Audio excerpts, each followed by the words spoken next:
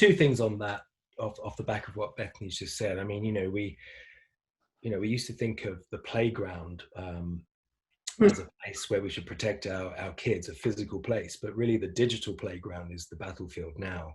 Mm. And to illustrate that, there are so many things we could talk about, but we produced a video that people can watch actually on A21.org/can you see me. If you click on the US and then click on online enticement, you'll get the video there where you can watch it, where we've recreated a story. But in essence, that story was a true story. It was actually a 12-year-old boy, and he'd been gaming online, met a friend, and he thought was a 13-year-old girl, and turned out to be a 40-year-old man. And to cut a long story short, they within a game you have these privileges and hacks where you can get to the next level, right? And so the friend who is actually enticing this little boy said, look, I'll give you a cheat and hack to get to the next level, just take your top off. Something fairly innocuous. Of course, 12-year-old brain thinks, oh, okay, I can do that. Takes his clothes off, his top off, gets the cheat and hack. You know where I'm going with this. Well, I'll give you the next cheat and hack, but can you take your trousers off and your underwear? Which he then does, and it escalates to the point where it becomes indecent, really indecent. And in this case, this little boy was told by this perpetrator to get his little sister in the room, who was 8 years old, undress her and perform sexual acts on her. He said no.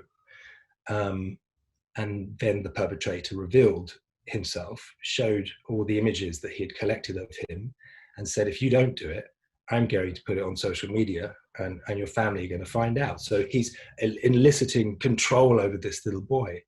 The little boy jumped off the balcony and killed himself.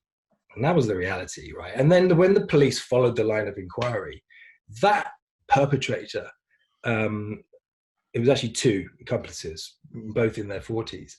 They had done this to 175 other little children in the UK. And here's the thing: when the police knocked on the door of all the parents to tell them, none of the parents knew.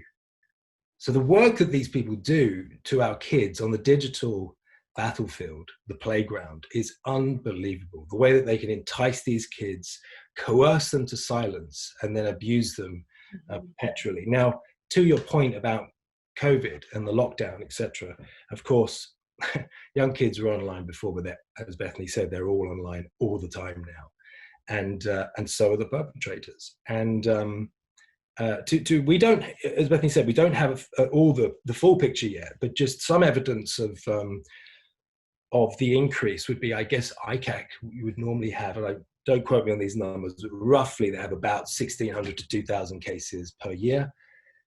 Up to this point in time, they have over 6,000 cases that all relate to these kind of incidences. And the hotline, NCMEC, the National Center for Missing and Exploited Children in the US, their calls went up by 90%. We're yet to see what that leads to. But anyway, it gives you a bit of a picture. We're dealing with a battlefield that really needs some strong attention, and it needs strong attention not only from parents and teachers to put greater controls and measures in place to protect their children, but we also need to get on side with the children, be a voice, be people that they can trust, and tell them what's happening to prevent it from happening in the first place. Not to mention, big tech needs to be getting involved in this, and it doesn't help when you've got sort of issues in the European Union where we're trying to block privacy, and in doing so are blocking all attempts to, like, photo DNA and hashtags are being stopped in Europe. I'm hoping that we manage to intercept this with the work of NCMEC, the National Center. But no, I mean, it's actually not only is it getting worse, it's about to get even worse by people putting in privacy measures so that we can't check to see where all these images are coming from, what these perpetrators are doing. No, we have a very, very serious problem on our hands.